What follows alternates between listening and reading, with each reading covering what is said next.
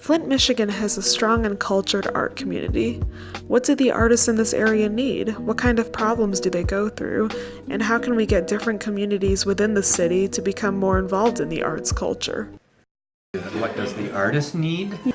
More spaces like this. You know, galleries are great, galleries are wonderful, but galleries are formal, galleries are for the next step, you know.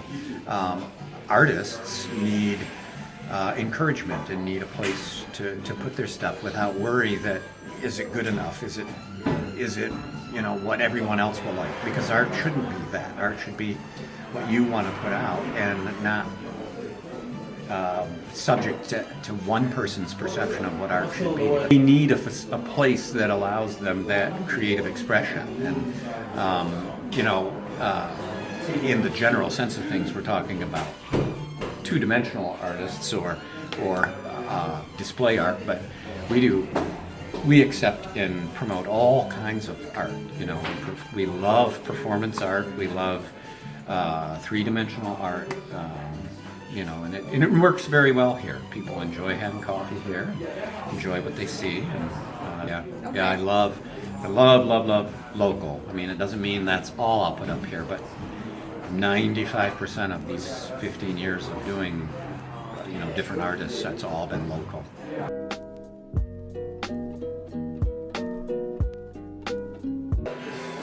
One of the things, one of the best roles it plays is it does allow a freedom of expression. I mean,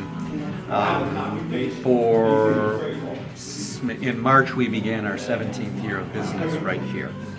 For 15 of those years, we've had local community artists and artwork on our walls that rotate every, say, 2 months. There's no rules about it. We're not really a gallery. We're a community space. So if artists want to sell, they're allowed to sell. If they just want to display, they're allowed to just display. It's a very safe environment. But you don't have to be that famous to be on our walls. Anybody can be. You don't have to sell if you don't want to. You can do it just for display.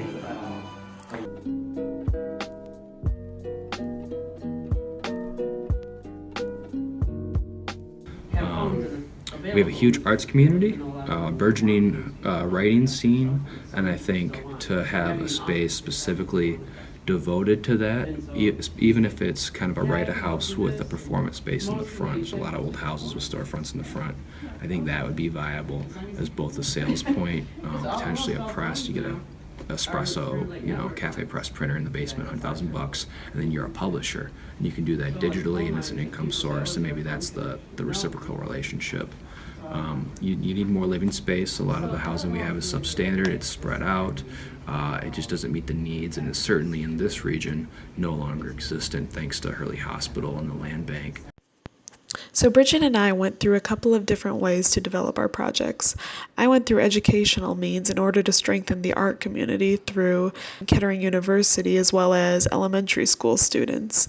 And Bridgette went on to develop the artist residency housing area.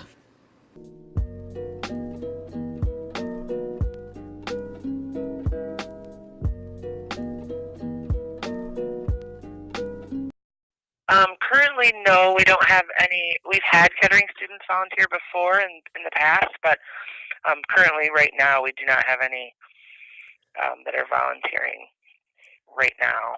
So, like in my school, we've got this program where if the students at LTU work with the kids, they can get credit for a class. Is there anything like that set up at your club? There is not, but we would be more than willing to explore that as an option. Yeah. So we've had. We don't have a current STEM program per se, but we've had through the years. I mean, we've had offered all kinds of different opportunities for STEM, and then anytime we are offered an opportunity off-site or to be able to take our kids, like we've taken our kids to Kettering a handful of times. We've had folks come in and do different programmings that are STEM related. So, and it's always a stretch for us to have to pay for programming. I mean, we really like to try to find things that are either donated time, or if someone has, a knowledge base or something that they want to impart upon young people, we'd like to try to go with that, obviously. But in the case of the STEM programming, that's a little bit harder to come by. And so we did pay for it for quite a while. So we did like Lego robotics, and I mean, there were just so many different programs underneath that umbrella.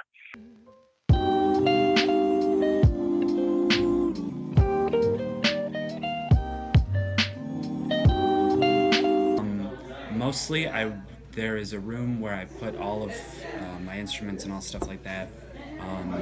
It's a bedroom in the apartment that I live in. That's basically the music.